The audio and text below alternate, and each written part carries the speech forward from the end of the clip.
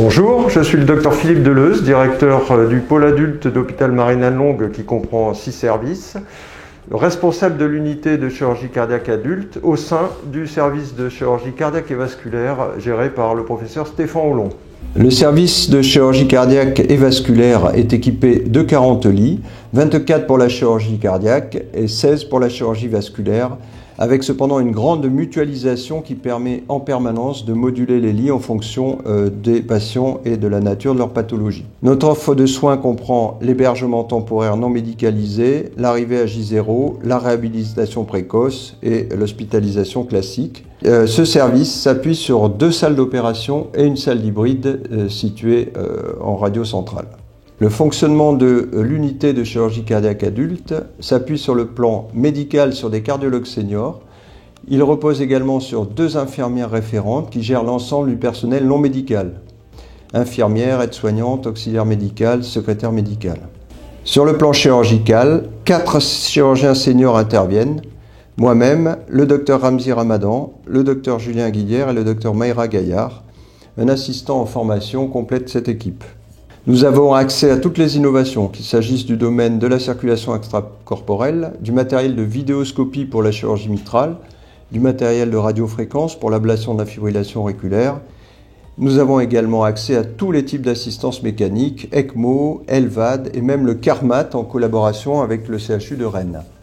Les différentes pathologies cardiaques traitées par notre équipe de chirurgiens sont avant tout les pontages coronaires, visant à traiter les rétrécissements des artères coronaires qui ne peuvent pas bénéficier d'angioplastie par pose de stent. La spécificité de notre service, depuis de nombreuses années, est la réalisation de pontages multiples en toute artérielle qui utilisent exclusivement les 2 artères mammaires.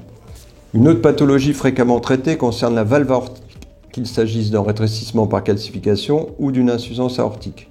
La valve est alors remplacée.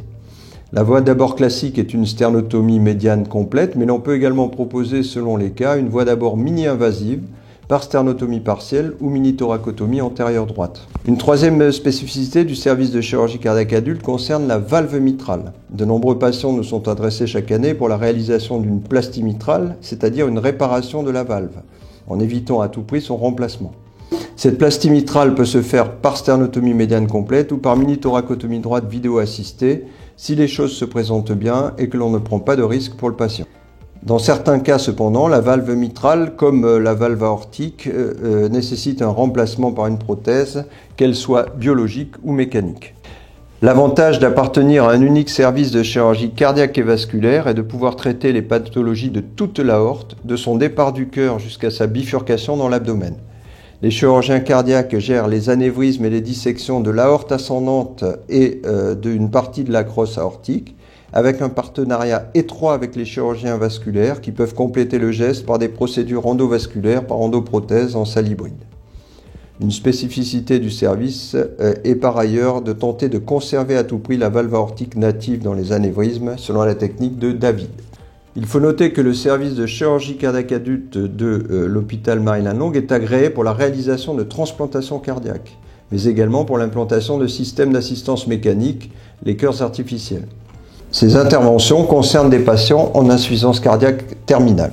De très nombreux travaux de recherche et d'innovation concernent ce sujet à Marine-Lanlongue. Le docteur Julien Guillière, chirurgien du service, est reconnu internationalement pour ses travaux sur la préservation des greffons cardiaques par perfusion sur machine externe. Enfin, des pathologies beaucoup plus rares sont traitées dans le service, telles les tumeurs du cœur, les péricardites constrictives, la fibrillation auriculaire et certaines pathologies qui sont traitées en multi-équipe, en particulier avec le service de chirurgie thoracique et de transplantation pulmonaire de notre hôpital, dirigé par le professeur Fadel. Le service s'occupe de patients à partir de l'âge de 15 ans. Le parcours du patient est parfaitement identifié, que celui-ci soit passé par une consultation initiale avec l'un des chirurgiens cardiaques ou adressé par un hôpital référent avec lequel nous avons l'habitude de travailler. La solution thérapeutique proposée l'est toujours après discussion collégiale de la Heart Team. Ce parcours inclut un bilan préopératoire complet qui peut être réalisé en hôpital de jour à Marine-Lanlongue ou par l'hôpital adresseur du patient. Le séjour post-opératoire comprend un passage minimum en réanimation où une réhabilitation très précoce est engagée, le petit déjeuner au fauteuil dès le lendemain matin, la marche dans le service de réanimation avec les kinésithérapeutes.